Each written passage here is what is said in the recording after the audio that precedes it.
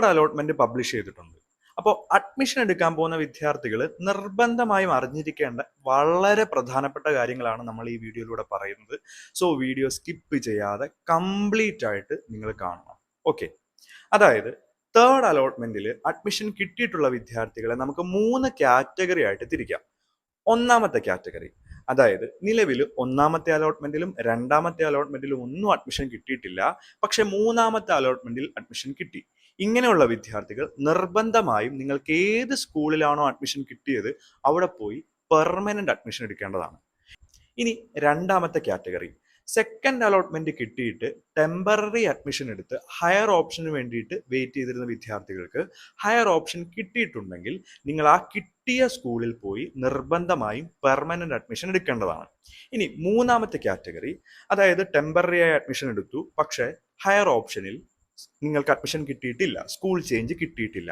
അങ്ങനെയുള്ള വിദ്യാർത്ഥികൾ നിങ്ങൾ ടെമ്പററി ആയി അഡ്മിഷൻ എടുത്ത സ്കൂളിൽ ചെന്ന് നിർബന്ധമായും പെർമനന്റ് ആക്കി നിങ്ങളുടെ അഡ്മിഷൻ മാറ്റേണ്ടതാണ്. അപ്പോൾ തേർഡ് അലോട്ട്മെന്റിൽ നിങ്ങൾക്ക് പെർമനന്റ് ആയിട്ട് മാത്രമേ അഡ്മിഷൻ എടുക്കുവാൻ കഴിയുകയുള്ളൂ എന്നുള്ളതാണ് മറ്റൊരു വസ്തുത. ഇനി എന്ന് മുതലാണ് അഡ്മിഷൻ സ്റ്റാർട്ട് ചെയ്യുന്നത്? ജൂൺ 29 രാവിലെ 11 മണി മുതൽ ജൂലൈ 3 വൈകുന്നേരം 5 മണി വരെ നിങ്ങൾക്ക് അഡ്മിഷൻ എടുക്കാവുന്നതാണ്. ഇനി കമ്മ്യൂണിറ്റി കോട്ടയ്ക്ക് അപ്ലൈ ചെയ്തിട്ടുള്ള വിദ്യാർത്ഥികളിലെ നിങ്ങളൊന്ന് വെയിറ്റ് ചെയ്യണം. അതായത് നമ്മുടെ കമ്മ്യൂണിറ്റി കോട്ടയുടെ റാങ്ക് ലിസ്റ്റ് പ്രസിദ്ധീകരിക്കുന്നത് ജൂലൈ 2 അപ്പോൾ നിങ്ങൾ തേർഡ് അലോട്ട്മെന്റ് പ്രകാരം 29 തന്നെ പോയി പെർമനന്റ് അഡ്മിഷൻ എടുത്തിട്ട് കമ്മ്യൂണിറ്റി കോട്ടയ്ക്ക് വേണ്ടി വെയിറ്റ് ചെയ്ത് നിൽക്കാൻ വേണ്ടി കഴിയില്ല. കാരണം നമ്മൾ ഏതെങ്കിലും ഒരു കോട്ടയിൽ അഡ്മിഷൻ എടുത്തിട്ടുണ്ടെങ്കിൽ മറ്റൊരു കോട്ടയിലേക്ക് നമ്മെ പരിഗണിക്കുന്നതല്ല. സോ ജൂലൈ 2 കമ്മ്യൂണിറ്റി കോട്ടയുടെ റാങ്ക് ലിസ്റ്റ് വന്ന് നിങ്ങൾ ആ റാങ്ക് ലിസ്റ്റ് ഉൾപ്പെട്ടിട്ടുണ്ട്, അതായത് റാങ്ക് ലിസ്റ്റിന്റെ ടോപ്പ് 5 നിങ്ങൾ ഉൾപ്പെട്ടിട്ടുണ്ടെങ്കിൽ നിങ്ങൾക്ക് നിർബന്ധമായും അല്ലെങ്കിൽ ഉറപ്പായും നിങ്ങൾക്ക് കമ്മ്യൂണിറ്റി കോട്ടയിൽ അഡ്മിഷൻ കിട്ടുന്നതാണ്. ഇനി നിങ്ങൾ ആ ടോപ്പ് പൊസിഷനിൽ ഇല്ല എന്ന് വിചാരിക്കുക.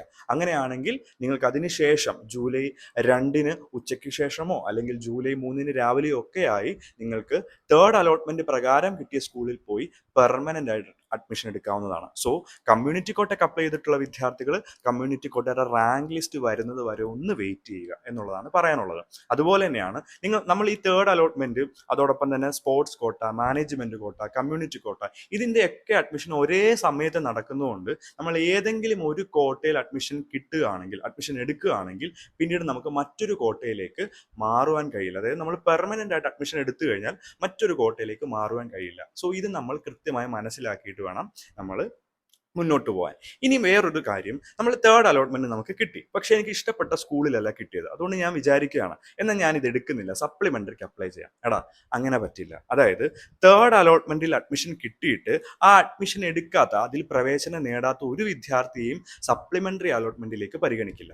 സപ്ലിമെന്ററി അലോട്ട്മെന്റ് എന്ന് പറയുന്നത് നിലവിൽ ഇതുവരെ അഡ്മിഷൻ കിട്ടാത്ത വിദ്യാർത്ഥികൾ, ഇതുവരെ അപ്ലൈ ചെയ്യാത്ത വിദ്യാർത്ഥികൾ, എക്സാം ഒക്കെ എഴുതിയിട്ട് കാത്തിരിക്കുന്ന വിദ്യാർത്ഥികൾ, ഇവർക്കൊക്കെയാണ് സപ്ലിമെന്ററി അലോട്ട്മെന്റിലേക്ക് അപ്ലൈ ചെയ്യാൻ കഴിയുന്നത്. അപ്പോൾ തേർഡ് അലോട്ട്മെന്റ് പ്രകാരം അഡ്മിഷൻ കിട്ടിയിട്ടുണ്ടെങ്കിൽ നിങ്ങൾ ആ അഡ്മിഷൻ കിട്ടിയ സ്കൂളിൽ നിർബന്ധമായിട്ടും അഡ്മിഷൻ എടുക്കേണ്ടതാണ്.